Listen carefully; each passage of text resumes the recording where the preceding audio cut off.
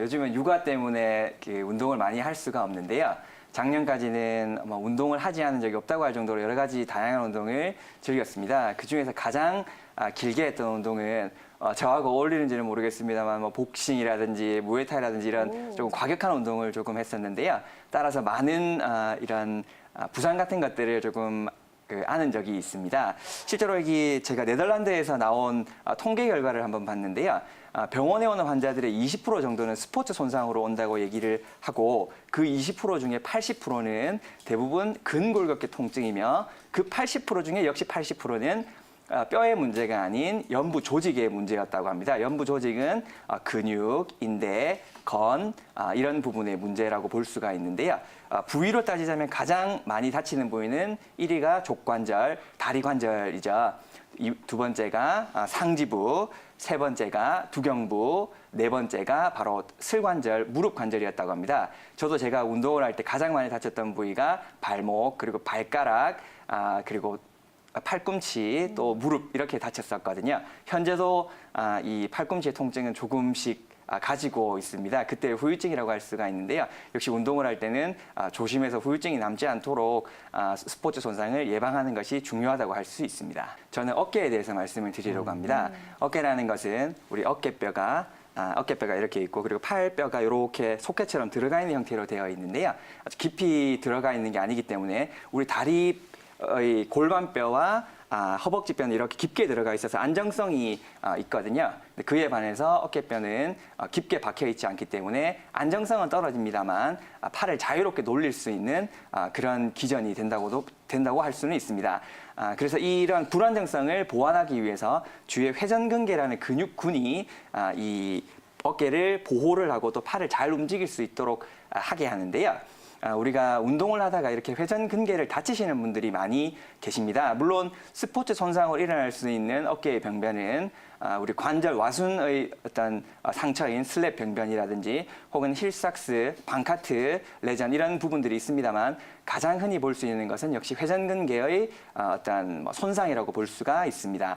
우리가 팔을 들고 넘어지면서 바닥을 짚는 자세, 이런 자세로 넘어질 때 가장 이 회전근개의 손상을 받기가 쉽거든요. 회전근개의 손상이 일어나게 되면 어깨 앞부분이 아프게 되고 그리고 팔을 이렇게 옆으로 드는 외전 그 행동을 할 때 통증이 많이 생기게 됩니다. 이 회전근개의 질환으로 한의원에 내원하시는 분이 상당히 많으시거든요. 본인이 어깨가 아프시다고 조금 지나면 좋아지겠지 하고 이것을 방치하게 되면 이후에는 이 어깨 관절의 유착이 생기게 되어서 50견으로 진행되는 경우가 있습니다. 따라서 회전근개에 어떤 상처를 입은 그런 손상이 있거나 하시면 빨리 가까운 한의원에 가셔서 여러 가지 치료를 받으셔서 회복을 하셔야 할 것 같습니다. 저는 스포츠 손상이 어쩔 수 없이 발생했을 때 어떻게 응급처치를 하면 좋을까에 대해서 조금 말씀드리도록 하겠습니다. 이것을 라이스 처치법이라고 얘기를 하는데요. R은 레스트, I는 아이스, C는 컴프레션, E는 엘리베이션입니다. 이거 영어니까 제가 한글로 잘 외우실 수 있도록 말씀을 드릴게요. 쉬, 얼, 앞, 올 처치법이라고 보시면 됩니다. 네. 쉬라는 것은 쉬어라. 다치시면 쉬셔야겠죠. 그렇죠. 그리고 얼음찜질인데요. 보통 얼음찜질을 어느 정도 해야 하는지에 대해서 이렇게 궁금해하시는 분들이 많이 계시는데요. 얼음찜질을 하는 목적은 우리가 손상이 일어나게 되면 그 부위가 붓게 됩니다. 붓게 되는 것은 내부에 어떤 출혈이라든지 그런 것들이 있기 때문인데요.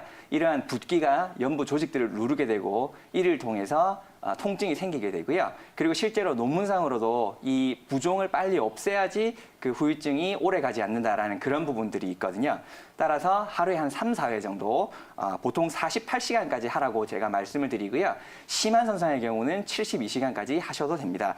다만 그 얼음찜질을 하는 이 기간은 20분 정도로 1회 20분 정도로 하시는 게 좋습니다.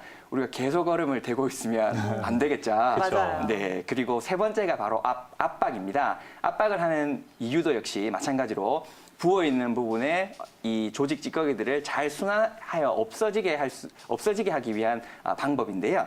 압박을 할 때 주의하셔야 할 것은 우리가 아무리 압박을 한다고 해도 손끝과 발끝은 보이게 압박을 하셔야 합니다. 손끝과 발끝이 보이지 않으면 우리가 피가 안 통하게 심하게 감아놓은 상태를 알 수가 없겠죠. 다만 손끝과 발끝이 보이면 이게 너무 하얗게 되면 너무 내가 압박을 하고 있구나 생각하면 조금 풀어주실 수 있으실 겁니다. 그리고 다친 부위 아래에서부터 심장 방향으로 이렇게 압박을 해주셔야 하고요. 그다음 마지막으로 네 번째가 올려준다. 그 닫혀있는 손상이 되어 있고 부어있는 부위를 올려서 조금 심장 쪽으로 혈액이 좀 더 잘 갈 수 있도록 한다. 이런 방법입니다. 그래서 한 번만 더 강조드리면 쉬, 얼, 앞, 올입니다. 그렇다면 김기현 원장님, 우리 시청자님께서 지금 이와 같은 증상 1년에 3, 4회씩 반복하고 계시다라고 말씀을 해주셨거든요. 네. 그렇다면 만성기관지염이 이런 증상에 좀 해당이 되는 건지 알고 싶어요. 어떤가요?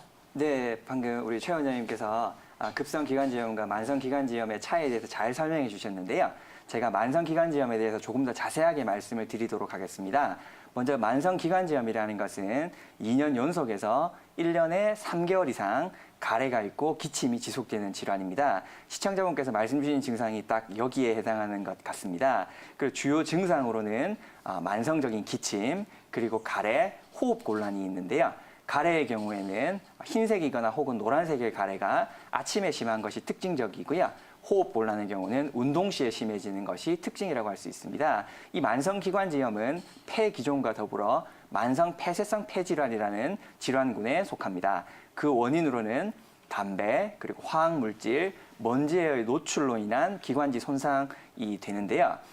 최근에는 미세먼지가 심하기 때문에 직업적으로 화학물질이나 먼지에 노출이 되지 않는다고 해도 이 기관지에 손상을 입고 염증을 호소하는 분들이 많이 계시기 때문에 항상 주의 깊게 보셔야 할 것 같습니다. 이 만성기관지염은 특징적으로 어떠한 그 요인에 의해서 급성으로 악화가 되면 증상이 매우 극심해지게 되는데요. 호흡곤란이 심해지게 되고 가래는 점액성이 되어서 염증이 많이 생기기 때문에 푸르스름하거나 혹은 많이 노란색이 되게 되고 배출을 하기가 힘들게 됩니다. 이 만성기관지염이라는 것은 병리적인 진단이라기보다는 증상을 듣고 하는 진단이기 때문에 항상 본인이 이러한 증상이 있을 때는 폐의 다른 질환과 감별하는 것이 꼭 필요합니다. 따라서 우리 최 원장님이 말씀해 주신 것처럼 다니시는 한의원 혹은 기타 병의원에서 진단을 받아보시는 것이 좋을 것 같습니다. 네, 그럼 우리 시청자분처럼 또 만성기관지염 때문에 고생하시는 분들은 평상시에 어떤 점을 유의하면 좋을까요? 네, 제가 만성기관지염 환자분들이 어떻게 생활하시면 좋은지 몇 가지 알려드리도록 하겠습니다. 아까 처음에 말씀드렸던 것처럼 만성기관지염을 발생하는 원인이 담배 혹은 화학물질, 먼지 등이기 때문에요. 이러한 어떤 위험 물질들을 최대한 적게 접촉하는 것이 중요하다고 볼 수가 있습니다. 따라서 역시 여기에서도 나옵니다만 금연이 가장 중요합니다. 그리고 먼지와 화학물질의 노출도 역시 주의를 하셔야 하는데요. 직업적으로 먼지와 화학물질에 노출되시는 분 같은 경우에는 아무리 덥고 답답하다고 하더라도 어떤 보호 장구 같은 것을 꼭 착용하셔야 하고요. 제가 말씀드렸듯이 미세먼지가 최근에는 심하기 때문에 마스크를 꼭 착용하셔야 하는데요. 마스크의 종류에 따라서 미세먼지를 막을 수 있는 이 정도가 다 다르기 때문에 역시 마스크 또한 올바른 것을 선택하는 것이 중요할 것 같습니다. 그리고 제가 아까 처음에 언급드렸듯이 만성기관지염이라는 것은 어떠한 원인에 의해서 갑자기 급격하게 악화가 되는 특징이 있기 때문에 그 요인을 제거를 해야 하는데요.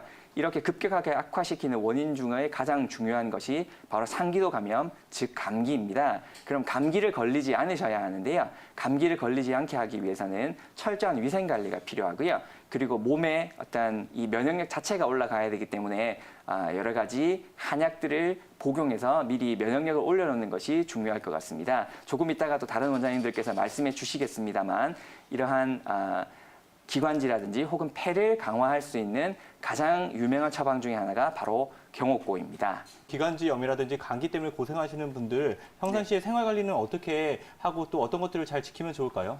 네, 제가 감기 예방을 위한 생활 수칙을 몇 가지 알려드리도록 하겠습니다. 감기 예방을 위해서는 크게 두 가지로 나누어서 생각하시면 되는데요. 첫째로 병인을 어떻게 차단을 할 것인가, 그리고 두 번째로 병인에 노출이 되었다고 해도 내가 어떻게 이겨낼 것인가, 이렇게 두 가지를 생각하시면 됩니다. 병인에 노출되었는데도 어떤 사람들은 감기에 걸리고 어떤 사람들은 감기에 걸리지 않거든요.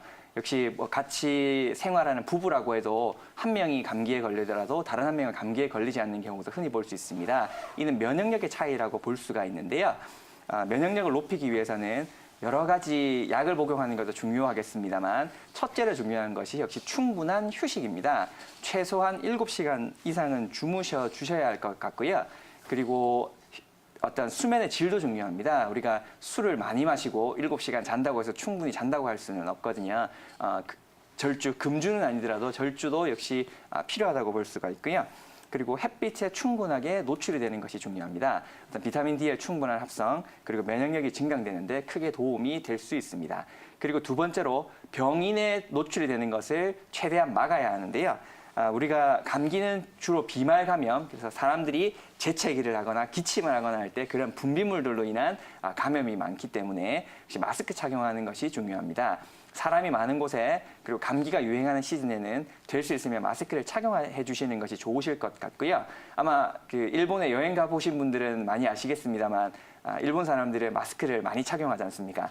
물론 어떤 그 여론에서는 너무 이렇게 과잉 반응하는 것이 아닌가 이렇게 말씀하시는 분도 있으십니다만 어떤 비말 감염을 예방한다는 점에서는 제가 생각할 때는 좀 배울 점이 있는 것 같습니다. 그리고 위생에 신경을 쓰셔야 하는데요. 항상 외출하고 돌아오시면 손이랑 발은 깨끗하게 씻으시는 것이 좋을 것 같습니다.